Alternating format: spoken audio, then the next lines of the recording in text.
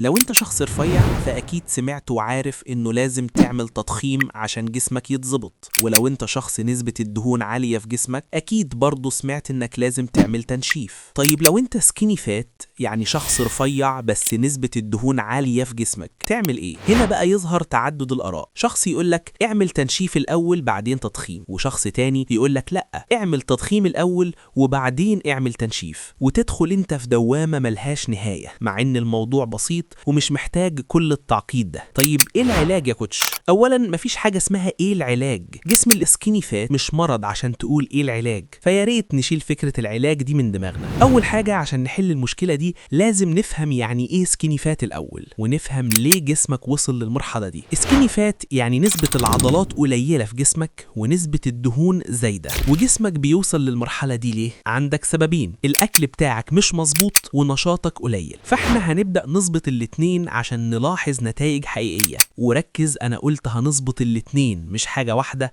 زي ما اغلب الناس بتعمل. الاغلب بيعمل دايت ويمشي عليه من غير تمرين، والنتيجة انه مش بيوصل لحل برضه. والناس اللي عملت كده هتفهم كلامي. انت كهيئة جسم سكيني فات مشكلتك في الكتلة العضلية اكتر ما هي في الدهون الزيادة اللي في جسمك. وعشان تفهم كلامي اكتر، لو بصيت على اي عامل بناء او اي عامل طبيعة العمل بتاعته شاقة مستحيل تلاقي حد منهم سكيني فات حتى لو كان طبيعة جسمه سكيني فات، وده لأنه بيحل المشكلة بشكل طبيعي من غير وعي. أول حاجة بيعمل حمل كبير على عضلاته، وتاني حاجة دايما سعرات أكله قليلة. هو بيعمل ده بشكل غير واعي، فأنت عشان تحل المشكلة دي هتبدأ تضيف حمل على عضلاتك، وده بالتمرين. وبالنسبة للسعرات هتبدأ تاخد أقل من نسبة السعرات اللي جسمك محتاجها بحوالي 200 ل 300 سعرة. طيب إزاي أصلا أحسب سعرات يا كوتش عشان أعرف أنقص منهم؟ عاملين فيديو كامل على القناة عندنا عن إزاي تحسب سعراتك بشكل صحيح. فلو ما سمعتش الفيديو روح اسمعه، لأنه هيعلمك ازاي تحسب سعراتك بشكل صحيح.